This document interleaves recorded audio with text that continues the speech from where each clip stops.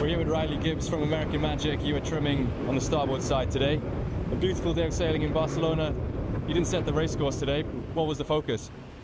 Yeah, I mean, anyone who ever thought Barcelona wasn't a beautiful venue for sailing has obviously been proved wrong recently.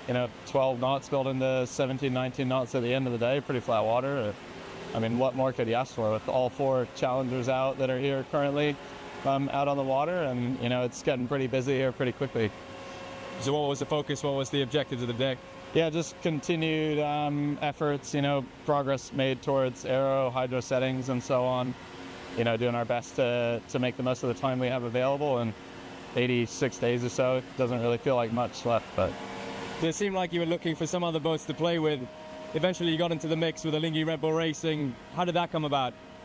Yeah, I think we linked up at the right time, and we were both going up the track at the same time, and I think we decided to duck them. And then obviously, with the rules that we're mandated by, we can't be too close to our friends out there. But no, it's good to line up with another boat, so to speak.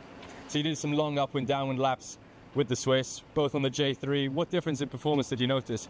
For me, I'm really focused on what goes on in the boat and focused on our own program, and yeah, just trying to keep the boat going fast and stable flight and so on. So what's the technique to flight control? What's the trick? Oh, I'm not the right guy to ask. Maybe ask someone else. Pretty ropey on my side, but yeah, working on it. Riley, thank you for your time, mate. Yeah, thanks, guys.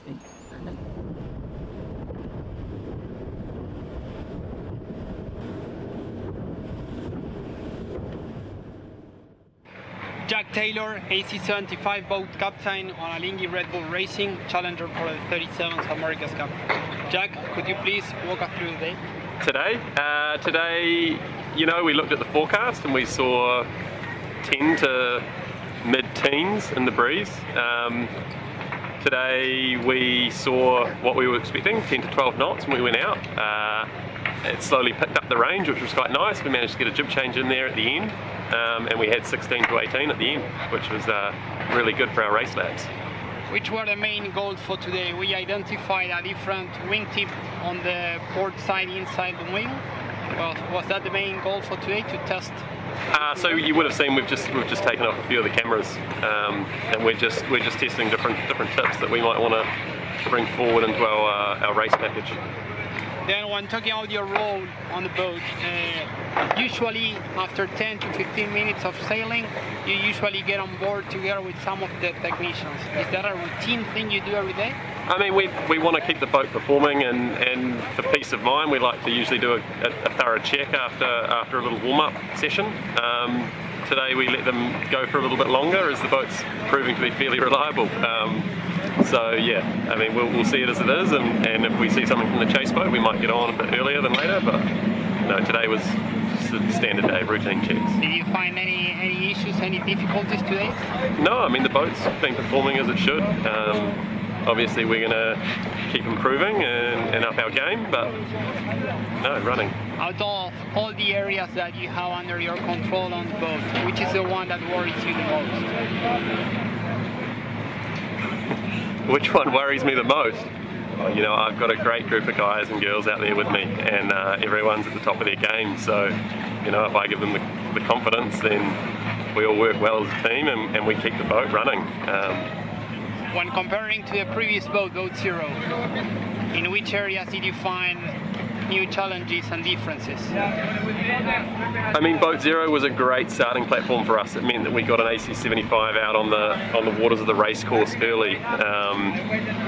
Coming forward into Boat One, we could transfer a lot of that IP and testing structure. So, reliability-wise, we're happy with how it's all going. And as you saw today, we had a full fleet out there with 6 AC boats, 4 75s and 2 of the AC40s, and it was there was traffic on the race course, and it looked like everyone had fairly good reliability in their boats.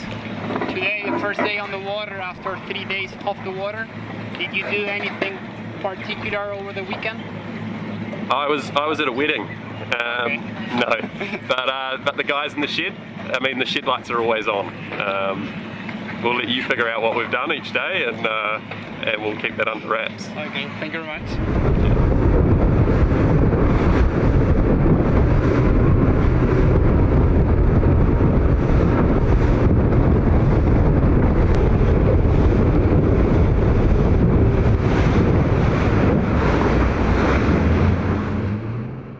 We're here with Umberto Morineris, flight trimmer and mainsail trimmer on board Luna Rossa.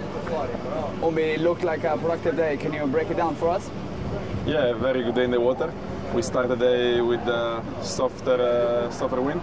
We expect actually for less wind, but at the end the wind picked it up and we had 12 to 14, 15 knots with a good chop.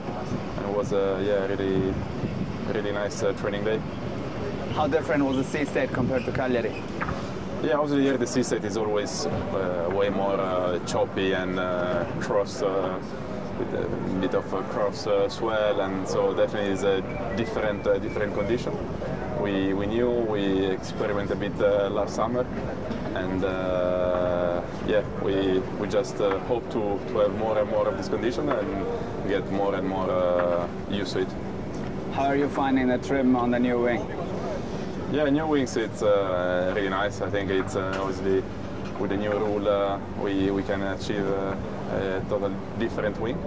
And obviously we're still in an early phase, but every day we're learning a lot. And also with this sea state, it's a bit different from Cagliari. But yeah, we're really happy about it. How would you say does the leeway profile changed compared to the 1 flap to 2 flap configuration in the new wing? Once again? How does the leeway profile change compared to having 1 flap or 2? Well, not a lot on that. I think we... On the main trimming, is that what you are doing when you're not flying the boat? Yeah, actually on board we are 4 active sailors between the 2 helmsmen and the 2 trimmers, and we're dividing more a bit their roles on board in the best way.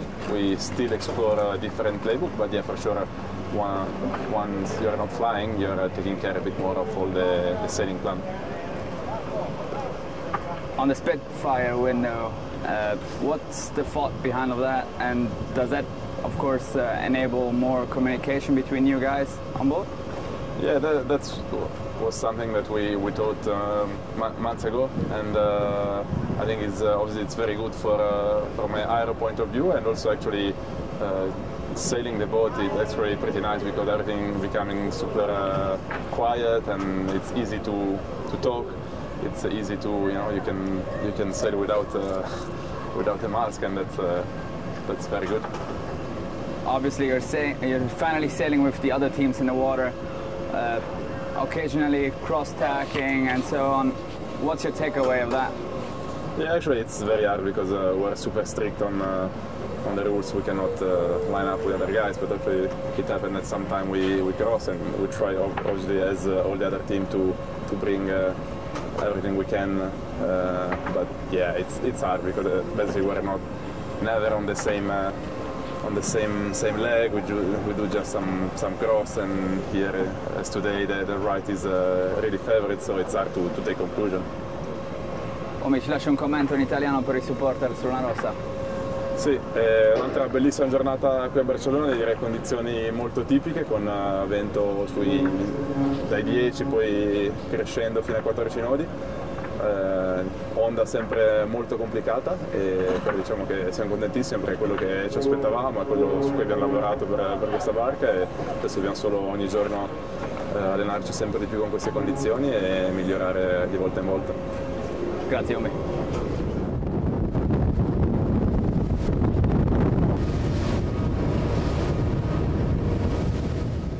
We're here in Barcelona with Neil Hunter, cycler for Ineos Britannia. Neil, south to southwest winds today of about 10 to 16 knots with an asymmetrical sea. What were the goals for today? Yeah, I mean, it was a much flatter day out there today than the days we've seen in last week and last sailing day. So it was good just to push the boat hard, and good to get some race laps in at the end there. Were you doing any other functions today than giving power?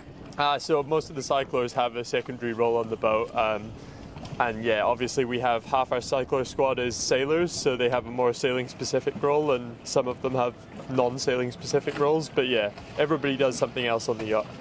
Okay. When speaking about the pods, have the 4 pods the same bike, screen, controls, or are the ones from after different to the ones from forward? No, they're all exactly the same. Are the transmissions from the bikes from each side linked in between them as they would be a tandem bike? Pretty much, yeah. So we're all just inputting power into a pump, and then we're driving the hydraulic functions on the boat. So, yeah, it's all good. Then when talking about body geometry for bike adjustment, do you need to make groups so each group is fitting as close as possible to the bike geometry, or is just that each of you take any bike and adjust it to your needs? No, so the cockpits, people sail in specific cockpits. So depending on your sailing skill, obviously we have 3 non-sailors in the cyclo squad. So they sail in specific spots on the boats, and then there's specific spots on the boats that are sailing cyclers only. But the cycler setups themselves, geometry-wise, anybody could sail in anywhere. And you would be like in the group from the sailors? Yeah. When speaking about racing, is the pre-start the most demanding part for you? It's definitely one of the most demanding parts. I mean, it's a really solid effort, a couple of minutes, and you'll do a lot of maneuvers in that time. So obviously, we haven't done one with another boat in the pre-start box with us, but when it comes to that, it'll be incredibly demanding, I imagine, yeah. How much over your threshold effort you can be during a very active pre-start, and how hard is to get recovered in the first upwind? Well, I mean, it's a lot more not so much threshold efforts as sprint efforts and repeated sprint efforts. So it's really hard, and then for bits it's not very hard at all, quite easy. So it's very up and down, and we try and recover well upwind, and so far the boat's been okay for that. And can you please give us a word about how is the mood of the team?